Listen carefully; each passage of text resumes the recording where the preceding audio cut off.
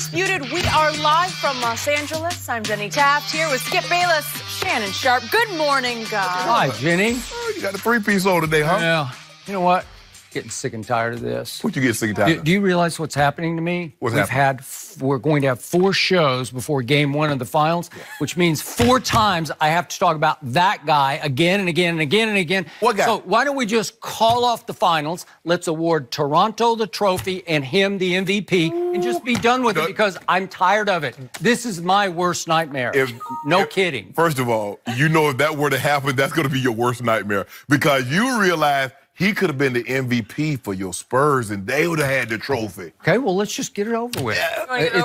It feels meant to be. It is meant to be. But now I have to talk about it for 4 days before it even starts. Yeah. Right? This has been interesting. I like the look back, Jen. Thank you. Let's talk about the Cowboys first. No, Is that we're not possible? going to go there. We've got a lot to winners get up to here. on Winners. today's show. I don't think the Cowboys are in the mix. What does Batman have to do with the Lakers' good dysfunction? question. We'll go there. And Kevin Durant is traveling to Toronto. What does that mean? But we are going to start with, well, Skip's worst nightmare. The Raptors are in their first NBA Finals in franchise history, and a huge reason why is Kawhi Leonard. He's been awesome in the playoffs, averaging about 31 points and 9 rebounds a game. Doc Rivers even gave him the ultimate compliment yesterday, saying, quote, he is the most like Jordan that we've seen. Doc talks about Kawhi's defense, his post-game moves, and his leaping ability as similar to MJ. Shannon, do you agree? Skip. No. Heck no. Heck no? Crooked L no. Really? Skip, this is ridiculous. It's ridiculous? First of all, Vegas has the odds now as the Clippers are the overwhelming favorite to land Kawhi's services in free agency. Doc Rivers is the head coach of the Clippers. And I get it, Skip, but the hyperbole has got to stop. The closest thing that we've ever seen to Michael Jordan played for the Lakers. He wore 8 for half his career. He wore 24 for the last half of his career. Yeah. That is the closest thing. Kobe Bryant was Michael Jordan with hair. People forget just how good Kobe was on the defensive end. Do you know that Kobe Bryant and Michael Jordan both made 9 first team all defensive? You look at Kobe and what he was able to do. Kobe Bryant once averaged 43 points for an entire month. He had 5 straight games of at least 40 points. And you know he's threw that 81 points in. One had 62 points in 3 quarters. Yep. Skip, I get it. You know, Kawhi has the big hands, but he's not the closest thing we've seen to Mike. Kobe is. Kobe and Mike, for the better part of their career, Skip, were above the rim players. You look at, if you were to just, if there was no Mike, Kobe would have been Mike. The way he put the wristband on his elbow, Skip, the way he put the knee sleeve, the way he walked, the way when he celebrated the game winner, what did he do? The same thing Jordan did. That's what he did. And you, The tongue? yes! This happens. He's a carbon copy of Michael Jordan, not Kawhi. Kawhi is not above the rim player. Yeah, he has a nice fadeaway, but it ain't Mike or Kobe. You look at Kobe's footwork, look at Mike's footwork. You look at everything they did, everything that Mike did. If you were to take an hour and says, okay, I want an hour worth of footage of Mike.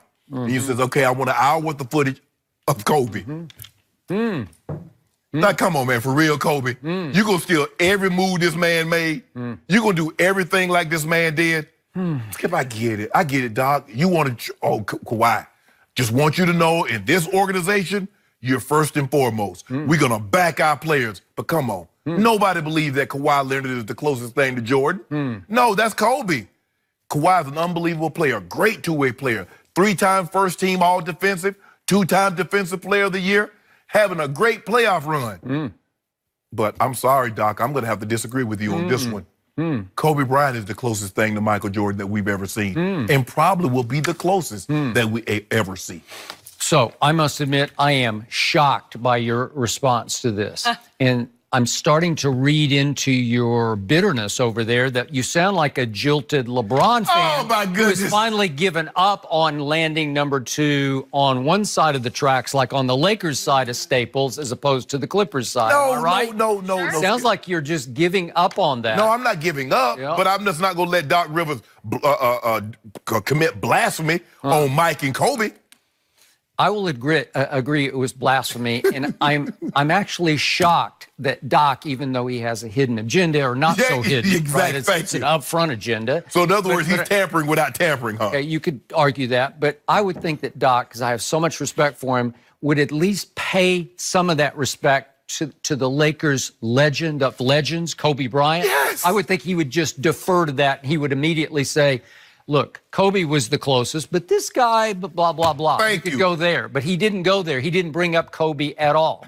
But the other reason I am so shocked is I have had to sit over here day after morning after day after morning hearing you gush about number 2. I guess just to rub it in on me, but you're the ultimate bandwagon jumper. You jump on, you jump off. No. And you have been driving number 2's bandwagon right over the top of me morning after morning. Yeah, just because I don't believe he's Jordan doesn't mean he's not great. But you have called him the best two-way player in basketball. Hands down. The MVP of the playoffs. Hands down. The claw. Yeah. Shown up. Yeah. And I think it was shown up was all for show enough, right? Oh, no. I think it was all for show because I think you're now showing your true colors, and they are not Toronto's black, red, and silver. That's a weird color combination, but that's what they are. They're black, red, and silver. You're not really those colors. Yeah, no, I'm Skip. Right? I see what you're trying to do. No, I'm seeing what you're trying to do. Skip, all I'm saying is that Doc, I believe, was using hyperbole. Okay. I do not believe Kawhi is the closest thing to Jordan. Do I believe he's the best player in the playoffs right now? Absolutely. Is he the best two-way player in basketball? Yes, absolutely. But remember, two things can be true. Oh, okay. He cannot be the closest thing to Michael Jordan while still being the best two-way player in the game and the best player currently playing. And you upset. I'm upset because the guy who hit the luckiest shot in the history of the playoffs is also the luckiest player in the history of the playoffs. How's he lucky? Because he fell into this vacuum where he's the new it player because there's no LeBron, he's on his couch, and he's obviously no longer in the East, and then there was no really Embiid, and then Giannis failed all of us because he became an exposed disappointment, and all of a sudden this guy fell into the magic moment. Why you it's keep his saying time. Giannis was exposed?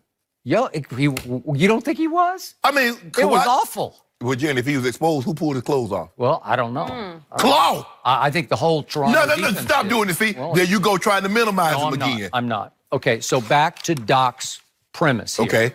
Just remember that this is amusing to me because I actually covered Michael Jordan in Chicago and got to know him in his last run with the Bulls. And I'm pretty sure that very few people on the planet, except people who work for the Spurs, watched more of number 2 when he was a Spur than I did because I watched just about every game he played for 7 years with the Spurs, except the last year I couldn't watch him a lot because he only played 9 games. He was injured. I don't know. He was injured. Whatever he was, but that's a whole nother story. So I would say I'm actually pretty qualified to gauge Jordan versus number 2. Okay. And remember, our man Kendrick Perkins was the first to raise this comparison. Right.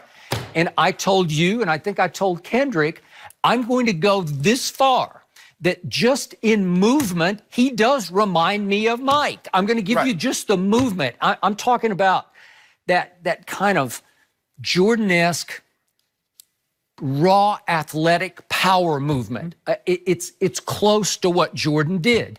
The ability to power bounce a defender off you, especially from about 15 feet, to create space with your athletic power, then to rise and hang, because he can leap, hang and shoot 2-point jumpers with big hands. Sometimes just a one-handed jumper. That is Jordan-esque. I'm going to give you that much. The defense is Jordan-esque. Yes. Because we're talking about huge hands, long, raw, powerful, athletic ability that can overwhelm the guy in front of you with the ball. You can just suffocate him because you're so long and strong. Okay? I'm going to give you, that is Jordan-esque. But the comparisons end there, period, end of story. And obviously, Kobe is the closest. Kobe was not Michael Jordan, but he was the closest. He was the closest. And to your point, he tried to become Michael.